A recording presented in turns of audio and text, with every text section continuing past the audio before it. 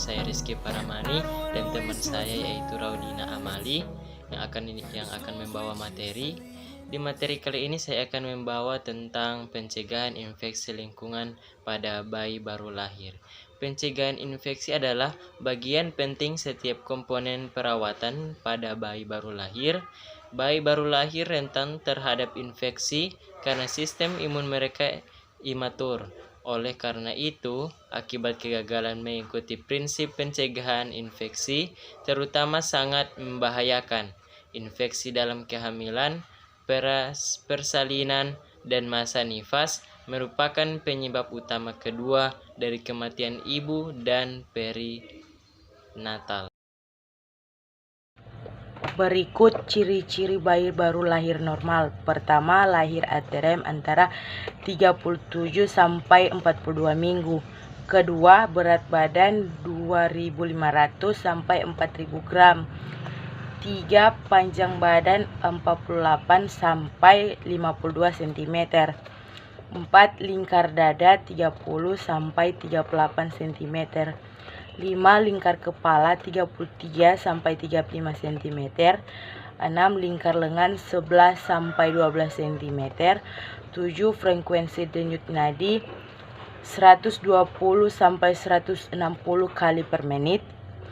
8, pernapasan 40 sampai 60 kali per menit. 9, kulit kemerah-merahan dan licin karena jaringan sukutan yang cukup.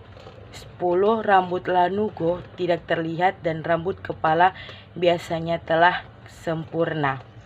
11, kuku agak panjang dan lemas. 12, nilai Apgar.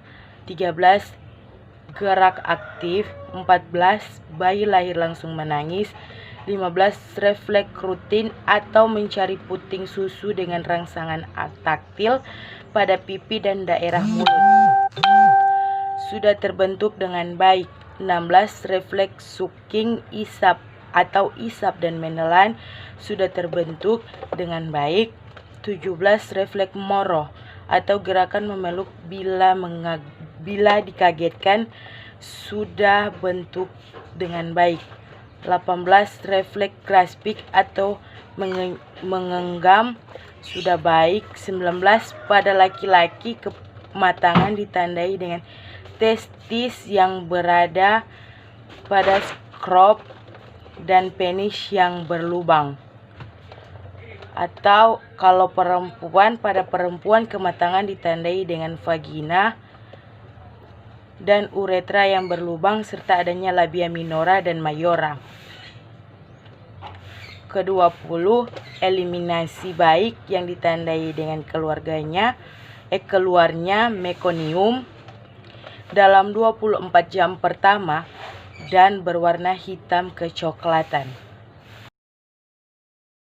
Berikut gejala-gejala bayi yang terkena infeksi. Di antaranya yang pertama, pada infeksi tali pusat berwarna kemerahan dan berbau busuk. Suhu tubuh bayi meningkat di atas 37,5 Celcius. Kedua, malas minum atau menyusui. Ketiga, frekuensi pernapasan meningkat. Keempat, mengantuk atau letargi atau tidak sadar. 5, berat badan turun. 6, pergerakan kurang. 7, perdarahan ikterus dan kejang. 8, suhu tubuh dapat normal, hipotermi atau hipertermi.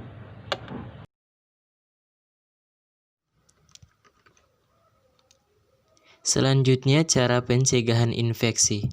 Berikut ini adalah beberapa cara untuk melakukan pencegahan infeksi. Di antaranya, yang pertama, cuci tangan dengan sabun dan air atau gunakan cairan pembersih tangan berbasis alkohol pada saat sebelum dan sesudah merawat bayi, sesudah melepas sarung tangan, dan setelah memegang instrumen atau barang yang kotor.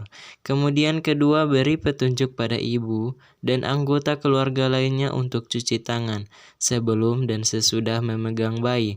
Yang ketiga, basahi kedua tangan dengan cairan alkohol yang dibuat dari 2 ml gliserin dan 100 ml alkohol 60%. Caranya, Basahi seluruh permukaan tangan dan jari dengan cairan pembersih tangan dan basuh atau gosok cairan ke tangan sampai kering. Yang keempat, basahi kedua tangan dengan mencuci tangan selama 10-15 detik dengan sabun dan air mengalir. Setelah itu, biarkan tangan kering di udara atau keringkan dengan kertas bersih atau handuk pribadi. Yang kelima, gunakan alat-alat perlindungan pribadi. Yang keenam, bila kemungkinan pakailah sepatu tertutup, jangan bertelanjang kaki. Yang ketujuh, gunakan sarung tangan untuk melakukan tindakan berikut, yaitu memegang atau kontak dengan kulit yang lecet, jaringan di bawah kulit, atau darah. Gunakan sarung tangan steril atau DTT. Kemudian memegang atau kontak dengan membran mukosa atau cairan tubuh. Gunakan sarung tangan untuk membersih. Memegang atau kontak dengan barang yang terkontaminasi, serta akan membersihkan atau membuang kotoran, gunakan sarung tangan tebal dari bahan karet atau lateks. Kemudian yang ke-8, sarung tangan sekali pakai sangat dianjurkan, tetapi dapat juga dipakai ulang. Langkah-langkah adalah sebagai berikut.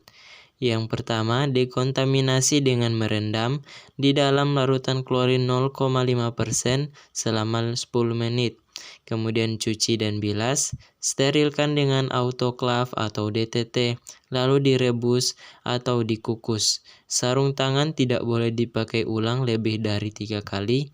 Jangan gunakan sarung tangan yang robek, terkelupas, ataupun berlubang.